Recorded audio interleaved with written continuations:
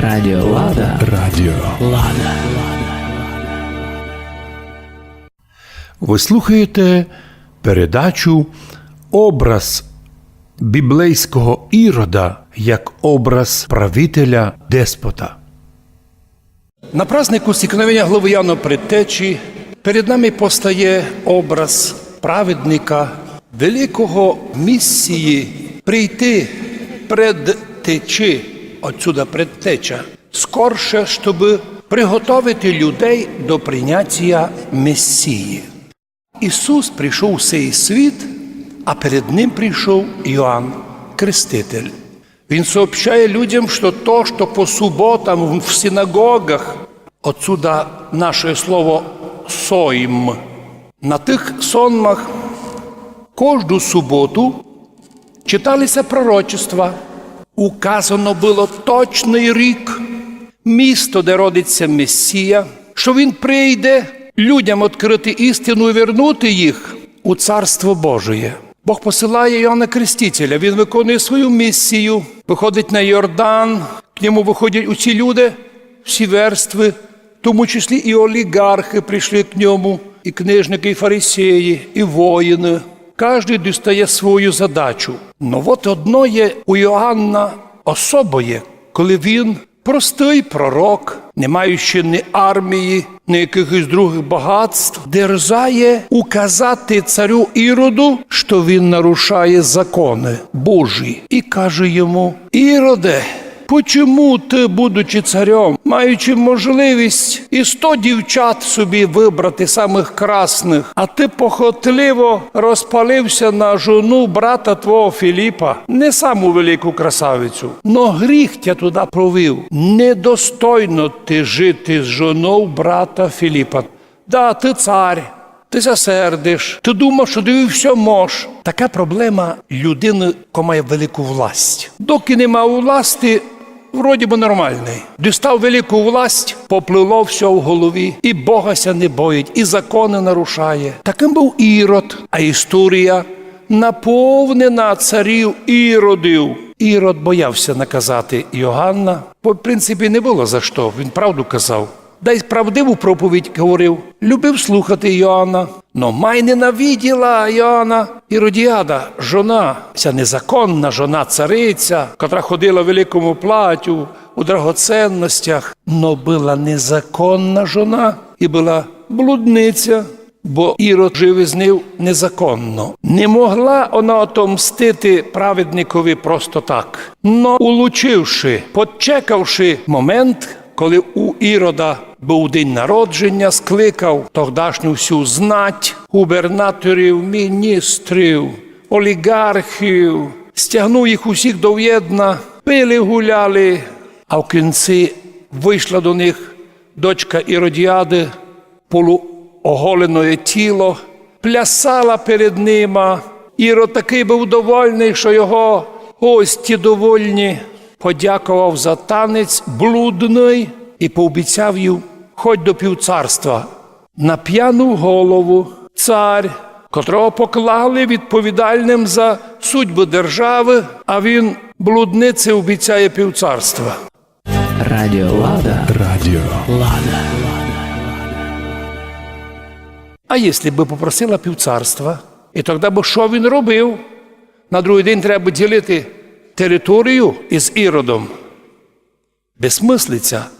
Но іменно так і є, що високі посади, гостинки, блуд, нечистота, непідконтрольність народу робить із царів Іродів, жорстоких владик і деспотів. Коли попросила дочка Іродіади матір свою, що просити, маємо можливість півцарства. Та не треба нам півцарства. Най нам дасть десятинку, сотинку, нам досить до смерти. Но блудниця у свою сатанінську злобі сказала: «Дочко, не треба нам ніякої багатство. Голову Яна Крестителя, голову мені несіть сюди, на блюді голову несіть, бо так мене з'їв, так мене вимучив, постійно каже, що я блудниця, а я цариця». Психологічно, коли розібратися з портрет цієї жони блудної, Не удивляймося, що вона така єдна в світі. В історії із-за блуда жінок починалися війни між державами або совершалися великі кризиси у державі. Давні ветхозаветні люди мали такий закон, щоб блудниці не розбещили, не розпустили, не знищили націю, убивати їх камінням. Лікувати їх невозможно, бо якщо блуд овладіє серцем, то чоловік пропадає окончательно.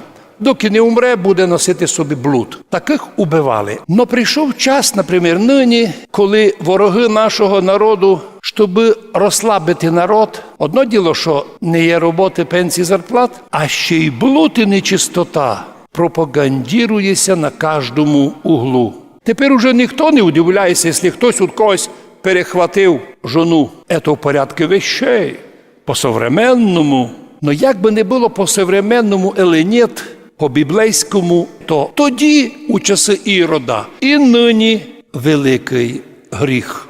Заповідь Господня «Не пожалай жони ближнього» не потому сказано, що заповідь переживала іменно лем за жону чужу, а за то, що желаючий чужої жони стає на путь самовбивства. Блудники й обманщики, які не чудяться блуда, ходити блудом, їмся видить, що вони багаті, їм все мож.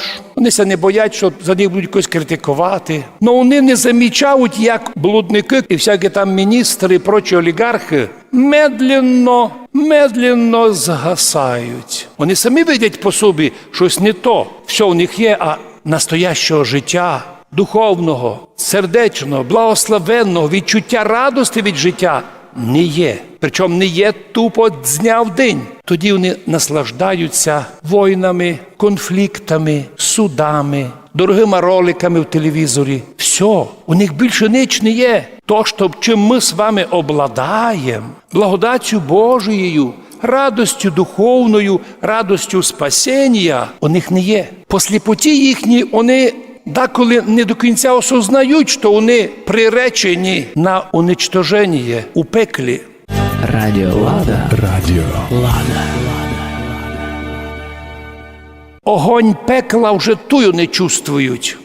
Вони можуть ходити до церкви десь там, тулятися десь на якийсь праздник. Но найбільше вони починають народ Божий учити, де істинна віра. Безбожники юрбами ходять, указуючи нам, де істинна церква, де не істинна. Безбожники тимся наслаждають, будучи безбожниками. Тим безбожникам так не треба Томас і автокефалію, як кажуть у нашому народі, тварині п'ята нога. Ну вони то роблять, тому що у душі не є міра, щось треба робити, щось воювати, щось треба робити позор.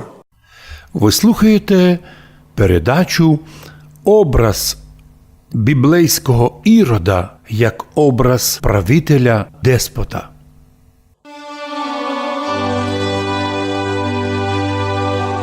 Ви слухаєте Радіо Лада, радіо подкарпатських русинов.